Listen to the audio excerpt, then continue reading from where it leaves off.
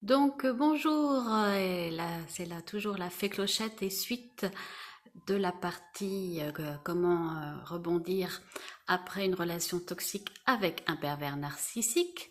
Et donc dans la première vidéo, je terminais en posant la question comment est-ce possible que ces personnes soient devenues perverses ou tordues. Dans quel sens on emploie ce mot perverse? En fait, ce sont des gens qui veulent pervertir votre joie et vous entraîner dans leur noirceur. Comme ça, ils sont pas seuls dans leur souffrance, ils sont pas seuls dans leur abîme et leur ego reprend le dessus et du pouvoir tout simplement. Et comme vous souffrez, ils se sentent mieux. Donc c'est pour ça que c'est toxique, c'est que leur plaisir, c'est de voir la souffrance sur autrui et de détruire, tout simplement, pour que eux se sentent mieux. Donc bien sûr, on n'apprend pas ça à l'école, c'est une attitude atypique, car comme je le redis, ils se sont anesthésiés le cœur, toutes leurs émotions positives.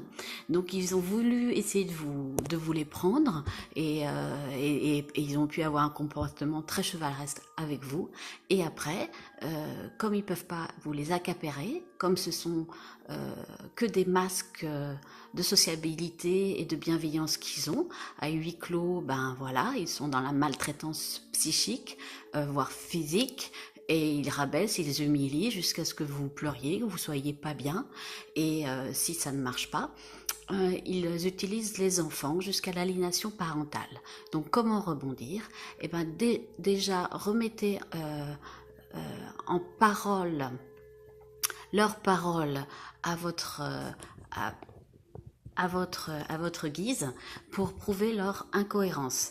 C'est-à-dire, si vous dit oh, ma pauvre petite, t'as pas enlevé ça, machin, et bah tu dis oh, bah oui, mon pauvre petit, bah toi, t'as pas fait ça. De temps en temps, souvent, faut rien dire, faut pas te donner de nourriture, mais de temps en temps, ça fait un effet miroir qui peut marcher.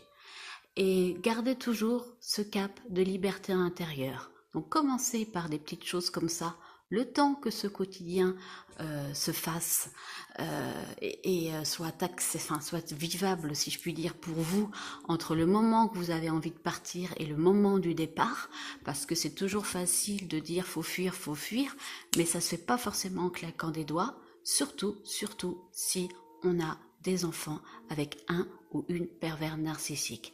Et n'oubliez surtout pas qu'à un moment donné, votre liberté intérieure se métamorphosera en liberté extérieure.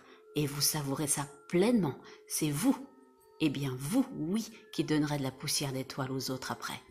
Je vous embrasse, à bientôt pour une prochaine vidéo.